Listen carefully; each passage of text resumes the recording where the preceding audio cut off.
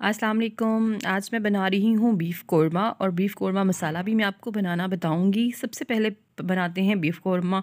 Beef कोरमे के लिए मसाला तेज़पत्ता 6 से 7 छोटी इलायची और 2 छोटे चम्मच ज़ीरा, 3 से 4 छोटे टुकड़े दालचीनी के और 15 से 20 दाने काली मिर्च, 7-8 लौंग। इसको मोटा मोटा कूट लेना है। ये देखिए मैंने कूट लिया है। अब आते हैं बनाने की तरफ। तो ऑयल इसमें थोड़ा सा ज़्यादा जाएगा। सबसे पहले हमने प्याज जो है बहुत बारीक स्लाइसेस में काटना है ताकि अच्छे से ब्राउन हो जाए। प्याज मैंने 2 अदद लिए हैं। इससे ज़्यादा प्याज मत डालिएगा, नहीं तो सालन जो है वो कड़वा हो जाएगा, और ना ही प्याज बहुत ज़्यादा ब्राउन करने हैं। तो जैसे ही इसका अच्छा सा कलर आ जाएगा तो इसे निकाल लेना है, क्योंकि हमने इसे करना है ग्राइंड। ये देखिए थोड़ा सा कम मैंने हलीम वाली प्याज से कम रखा है। इसको मैं ग्राइंड करके साइड पर रख लूँगी। उसी ऑयल में डालना है बीफ़, और बीफ़ डालते ही फ़ौरन उसे हिला दें, वरना वो चिपक जाएगा। और अगर आप चाहते हैं तो थोड़ा सा पानी ऑयल में डाल दें और फिर जो है बाकी का बीफ़ डालें। ये देखिए मैं आहिस्ता आहिस्ता मैंने सारा बीफ़ डाला है ताकि वो नीचे पतीले के साथ चिपके मत। अच्छा, अब इसे बग़ैर कोई चीज़ डाले ज़रा 3 से 4 मिनट घी में सिर्फ फ्राई करना है।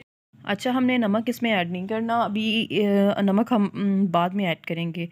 तो ये हो गया है। अब इसमें तकरीबन एक बड़ा कप था दही का, वो मैंने इसमें डाला है और दही डालकर इसे पकाऊंगी। साथ इसमें थोड़ा सा तेज़पत्ता और ऐड कर देते हैं। थोड़ा सा तेज़पत्ता, 2 इलायची के दाने, और इसके साथ थोड़ी सी काली मिर्च के दाने डालने हैं। लहसुन और अदरक का पेस्ट डालना है इसमें। मैंने, आप देख सकते हैं कि 3 चम्मच डाले हैं। लहसुन गोश्त में वैसे भी अच्छा लगता है, गोश्त की जो अपनी स्मेल होती है उसको ख़त्म कर देता है। तो इसकी बुनाई करनी है। फिर इसमें कुटा हुआ धनिया, हल्दी, लाल कुटी हुई मिर्च डालनी है और फिर इसे पकाना है। नमक अभी भी शामिल नहीं किया, वो मैं आपको आगे बताती हूँ कहाँ शामिल करना है। रेड कलर थोड़ा सा डालेंगे, इससे कोरमे का जो कलर है वो बहुत प्यारा सा हो जाएगा। आप इसकी जगह कश्मीरी मिर्च भी अगर इस्तेमाल करना चाहें तो कर सकते हैं। और ये देखिए तकरीबन सारा दही जो था, दही ख़त्म हो गया था, घी निकल आया था।